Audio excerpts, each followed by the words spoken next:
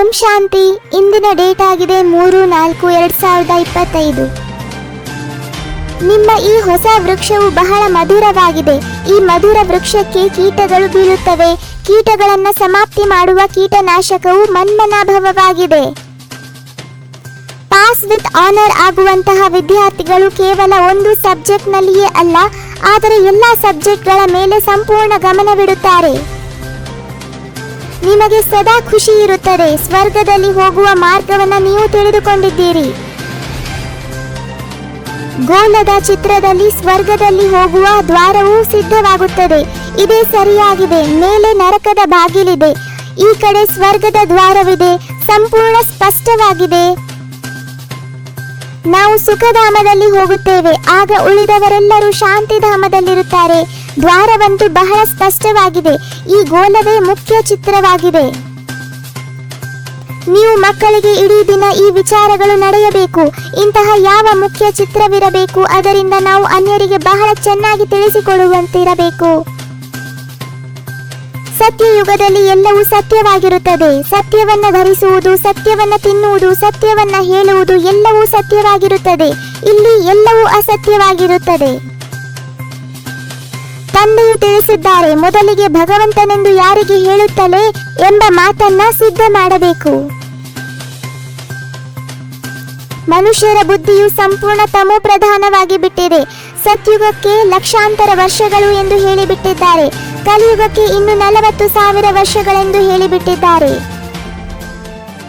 ತಂದೆಯು ತಿಳಿಸಿದ್ದಾರೆ, ನನ್ನೊಬ್ಬನನ್ನೇ ನಡೆದಾಡುತ್ತಾ ತಿರುಗಾಡುತ್ತಾ ಕೆಲಸ ಕಾರ್ಯಗಳನ್ನು ಮಾಡುತ್ತಲೂ ಬುದ್ಧಿಯಲ್ಲಿ ಇದು ನೆನಪಿರಲಿ. ಸತ್ಯುಗದಲ್ಲಿ ಪತಿತ ಆತ್ಮರಿರುವುದಿಲ್ಲ. ಅಲ್ಲಿಂದ ಎಲ್ಲರೂ ಪಾವನರೇ ಬರುತ್ತಾರೆ, ನಂತರ ಪತಿತರಾಗುತ್ತಾರೆ.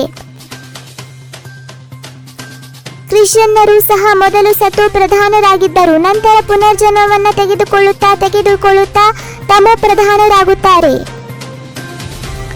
ಕ್ರೈಸ್ತನಿಗೆ 3,000 ವರ್ಷಗಳ ಹಿಂದೆ ಭಾರತವು ಸ್ವರ್ಗವಾಗಿತ್ತು ಎಂಬುದನ್ನು ಎಲ್ಲರೂ ಹೇಳುತ್ತಾರೆ. ಆದರೆ ಹೇಗಾಯಿತು ಮತ್ತು ಎಲ್ಲಿ ಹೋಯಿತು ಎಂಬುದನ್ನು ಯಾರೂ ತಿಳಿದುಕೊಂಡಿಲ್ಲ.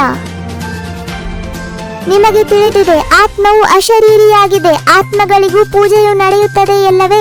ನಾವೇ ಪೂಜ್ಯರಾಗಿದ್ದೆವು, ಮತ್ತೆ ನಮ್ಮದೇ ಆತ್ಮಕ್ಕೆ ಪೂಜಿಸತೊಡಗಿದೆವು.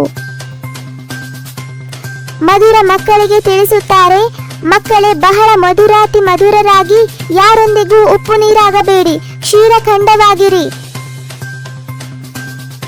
ಪ್ರದರ್ಶನಿಯಲ್ಲಿಯೂ ಸಹ ಯಾರನ್ನಾದರೂ ಕರೆದುಕೊಂಡು ಹೋಗಿ, ನಾವು ತಮಗೆ ಸ್ವರ್ಗದ ದ್ವಾರವನ್ನು ತೋರಿಸುತ್ತೇವೆ ಎಂದು ಹೇಳಿ. ಇದು ನರಕವಾಗಿದೆ, ಇದು ಸ್ವರ್ಗವಾಗಿದೆ ಎಂದು ಹೇಳಿ. ಸದ್ಗತಿಗಾಗಿ ತಂದೆಯು ಯಾವ ಶ್ರೇಷ್ಠ ಮತವು ಸಿಕ್ಕಿದೆಯೋ ಅದರಂತೆ ನಡೆಯಬೇಕು ಮತ್ತು ಎಲ್ಲರಿಗೆ ಶ್ರೇಷ್ಠ ಮತವನ್ನೇ ತಿಳಿಸಬೇಕಾಗಿದೆ. ತಾವು ದಯಾಹೃದಯಿಗಳು, ವಿಶ್ವ ಕಲ್ಯಾಣಕಾರಿ ಮಕ್ಕಳ ಬಾಯಿಯಿಂದ ಸದಾ ಎಲ್ಲ ಆತ್ಮಗಳ ಪ್ರತಿ ಶುಭವಾದ ಮಾತುಗಳೇ ಹೊರಬರಬೇಕಾಗಿದೆ. ಭರವಸಾಹೀನರನ್ನಾಗಿ ಮಾಡುವಂತಹದ್ದಲ್ಲ. ಮೊದಲು ಧರಣಿಯ ಮೇಲೆ ಸಾಹಸ ಮತ್ತು ಉತ್ಸಾಹದ ನೇಗಿಲನ್ನು ಊಡಿಸಿ, ನಂತರ ಬೀಜವನ್ನ ಬಿತ್ತಿ, ಆಗ ಸಹಜವಾಗಿ ಎಲ್ಲ ಬೀಜದಿಂದ ಫಲ ಸಿಗುತ್ತದೆ. ತಂದೆಯ ಆಶೀರ್ವಾದ ತೆಗೆದುಕೊಳ್ಳುತ್ತಾ ಸದಾ ತುಂಬಿರುವಂತಹ ಅನುಭವ ಮಾಡಿ. ಕರ್ಮ ಮತ್ತು ಯೋಗ ಎರಡು ಕಂಬೈಂಡ್ ಆಗಿರಲಿ. ಹೇಗೆ ಯಾವುದೇ ಜೋಡಣೆಯಾಗಿರುವ ವಸ್ತುವನ್ನ ಬೇರ್ಪಡಿಸಲು ಸಾಧ್ಯವಿಲ್ಲ, ಆ ರೀತಿ ಕರ್ಮಯೋಗಿಯಾಗಿರಿ. 21 ಜನ್ಮಕ್ಕಾಗಿ 21 ಮುರುಳಿಯ ಪಾಯಿಂಟ್ಸ್ ಅನ್ನ ಕೇಳಿದ್ದಕ್ಕಾಗಿ ಧನ್ಯವಾದಗಳು. ಓಂ ಶಾಂತಿ.